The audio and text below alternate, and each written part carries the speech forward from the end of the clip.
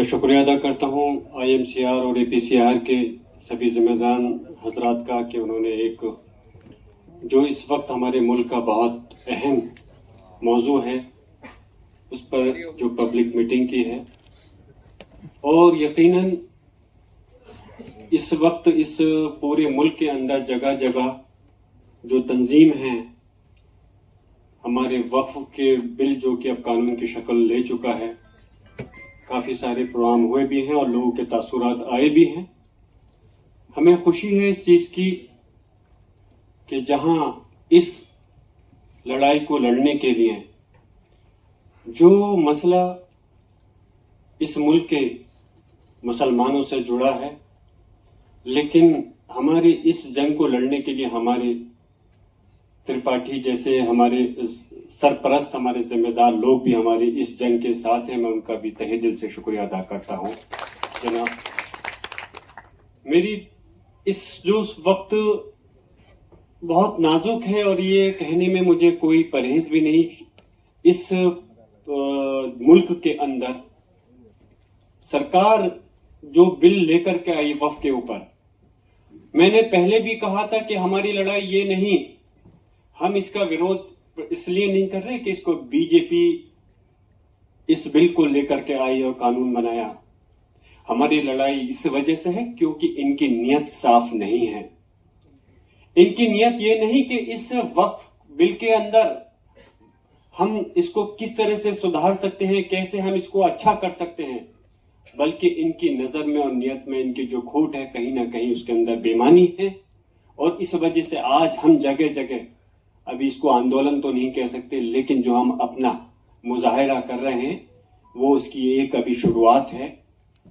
और ये हमारा कानूनी अधिकार है कि अगर कोई सरकार जो हमारे संवैधानिक अधिकार हैं, अगर उनको छीनने का काम करना चाहे तो हमारा फर्ज बनता है हम लोग आगे बढ़कर करके उसकी मुखालफत करें। अगर हम उसकी मुखालफत नहीं करेंगे तो फिर मैं पूछना चाहता हूं, इस मुल्क के अंदर जो संविधान है, फिर उसका मतलब क्या रह जाएगा। आज अगर आपको वाकई में इस वक्फ के में अगर आप चाहते थे ईमानदारी के साथ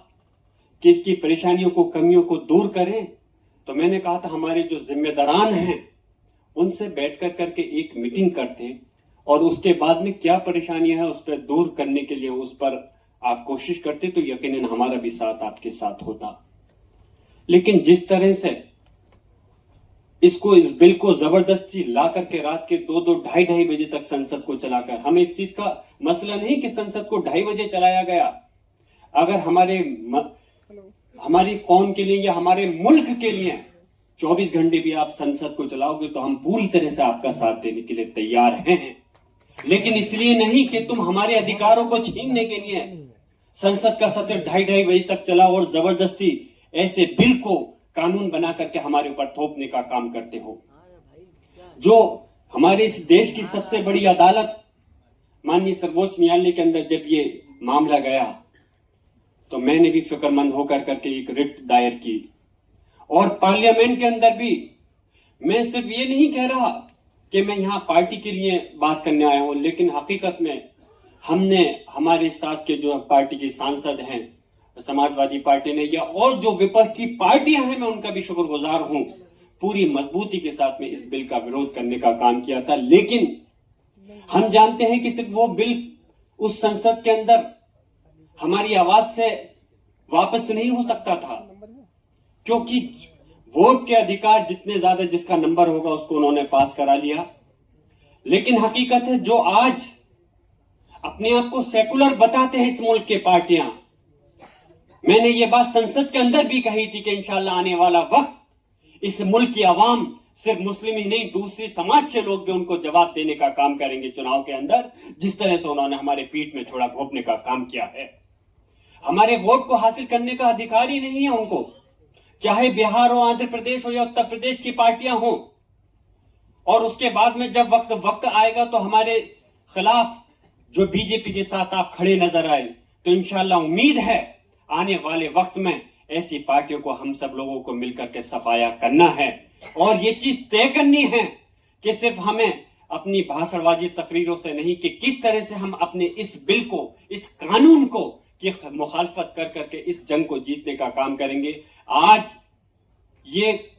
अदालत का एक हिस्सा है, लेकिन हमारी कोशिश है कि इंशाअल्लाह, और हम ऐसी उम्मीद और तवक्को करते हैं कि अभी इस मुल्क के अंदर, अदालत के अंदर इंसाफ मिलने की हमें उम्मीद है,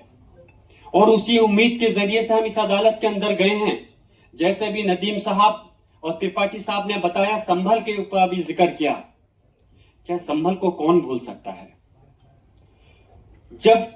CNRC की बात हुई थी तो जहां दिल्ली के अंदर शाहीन बाग के अंदर पूरी मजबूती के साथ अगर हमारी बहनों ने और हमारे बुजुर्ग नौजवानों ने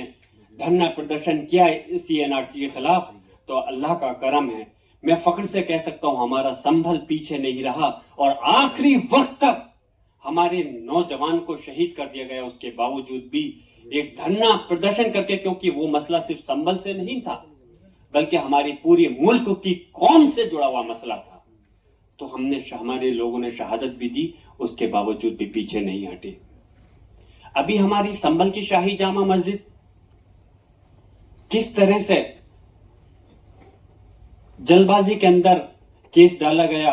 और उसके ऊपर जजमेंट भी आया, सर्वे भी हुआ, हमारे लोगों की जान भी चली गई, लेकिन उसके बावजूद भी आज हम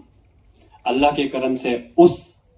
लड़ाई को लड़ने का काम कर रहे हैं। मेरी दुआ है आपसे, मैं आपसे दरख्वास्त है कि आप लोग दुआ करें और साथ भी दें। मैं अपनी बात को मुख्तसर करते हुए कि याद रखना, जो सरकार कहती है कि लोगों की ना तो मस्जिद छिन रही है ना मदरसा छिन रहा है, तो मैं पूछना चाहता हूं फिर क्यों हमारे संभल के ऊपर अभी से, संभल की जामा मस्जिद पर और हमारी जो दरगाह है जनेटा शरीफ में, किस तरह से एकदम से शुरुआत हो गई उसको छीनने की। अगर कलेक्टर को आप सारी पावर दे दोगे तो यकीनन कलेक्टर सरकार का गुलाम होते हैं और जो सरकार कहेगी उनको वही काम को अंजाम देना है। और अगर मस्जिद और मदरसे सारे हमारे वक्त से जुड़े होते हैं, कब्रिस्तान हो, खानका हो, और मैं तो ये कहता हूं कि सिर्फ इस जगह पर मस्जिद मदरसे नहीं बल्कि हॉस्पिटल्स और एजुकेशन के हमारे इदारे भी, तालीम के इदारे भी हैं, जिनसे कि हमारे गरीब लोगों को, सिर्फ मुस्लिम लोगों को नहीं बल्कि दूसरे तबके के लोगों भी उससे वो फैज़याब हो रहे हैं। अगर सरकार चाहती थी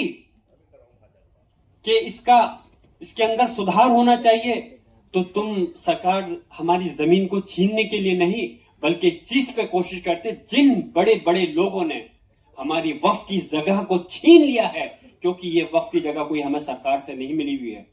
ये हमारी लोगों की जगह है जिन्होंने अल्लाह के नाम पे दान की है। तो आप कोशिश करते हैं उन लोगों से उस जगह को हासिल करके वापस हमें देने की, लेकिन आपकी नजर तो उल्टा, जब आपकी दिल में खुद बेईमानी है तो आपसे हम कैसे इंसाफ की तवक्को कर सकते हैं। मैं अपनी बात यही मुख्तसर करता हूं और इंशाअल्लाह ताला आपसे यही दरख्वास्त करता हूं कि आप सब लोग इस लड़ाई के अंदर सब लोग साथ रहें, कि जिससे कि हमको, हमारी कौम को इंसाफ मिल सके और इस मुल्क के अंदर जो हमारा संवैधानिक अधिकार है वो हमारे साथ कायम रह सके। बहुत बहुत शुक्रिया। खुदा हाफिज।